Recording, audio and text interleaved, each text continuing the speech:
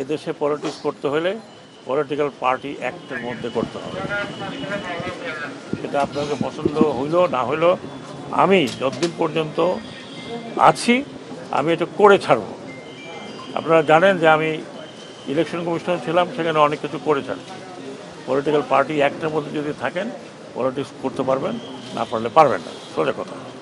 এই রকম মানে আপনারা ডিক্টেটোরিয়াল জায়গায় চলে যাবেন, সেটা হবে না। আরেকটি মেসেজ আমি দিচ্ছি সব পলিটিক্যাল পার্টির জন্য।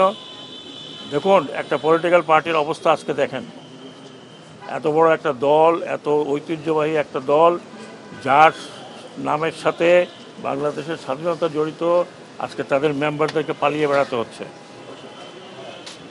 তাদের জায়গা যদি আপনি মনে করেন যে আমি আসলাম দখল করব, বাজার দখল করব, ঘাট দখল করব, এটা দখল করব, চাঁদাবাজি করব, কিছুদিন করেন, কিন্তু আমি সেনা প্রধানকে বলেছি, রিকোয়েস্ট করেছি, পা ভেঙে যেতে আপনাদের।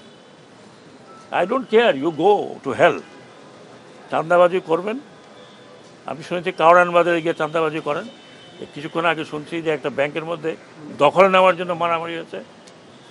কিছুটা পিরিয়ড এখন আছে, করেন, কিন্তু আমার কারণে আসলে ভালো হবে না ভাই। আমি পাবলিকও না, আমি পলিটিশিয়ানও না, আমার ব্যাকগ্রাউন্ড হচ্ছে ফৌজি মানুষ।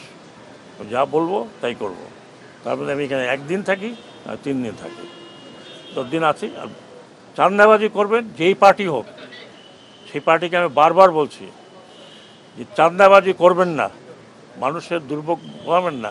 তাহলে আমি জনগণকে বলবো যে আপনাদেরকে পিটাই দিতে, যারা চাঁদাবাজি করবে। আর যারা চাঁদাবাজি করবে তাদেরকে ওখানেই ধরেন, পিটাবেন না, ওখানেই ধরেন। কি করা লাগে সেটা আমরা করব। ল অ্যান্ড অর্ডারটা নিয়ে আসেন। এ দেশ এভাবে চলতে পারে না, এ দেশ আরেক দিকে যেতে পারে না। এটা কাউকে আমরা লিজ দিতে পারি না। আপনাদের পূর্বপুরুষরা এখানে 30 লক্ষ লোক রক্ত দিয়েছে। 2 লক্ষ তো না, 3 লক্ষ, 2 লক্ষ মা বোন তারা ইজ্জত দিয়েছে। আপনাদের লজ্জা করে না? এরপরে এই বাচ্চা ছেলেপেলেরা আপনাদের জন্য এই একটা উন্মুক্ত পরিবেশ করে দিয়েছে। আপনাদের লজ্জা করে না? আপনারা তাদের রক্তের উপরে পলিটিক্স করবেন আর চাঁদাবাজি করবেন? Don't do it. আমি ওয়ার্নিং দিচ্ছি, প্লিজ ডোন্ট ডু ইট। আমাকে এমন কিছু করবেন না যে আমাকে আপনারা গালাগালি করেন। I don't mind. চাঁদাবাজি করবেন, দখল করবেন, আমি পলিটিক্যাল পার্টিদেরকে বিনীত অনুরোধ করছি, আপনারা আপনাদের লোক সামলান।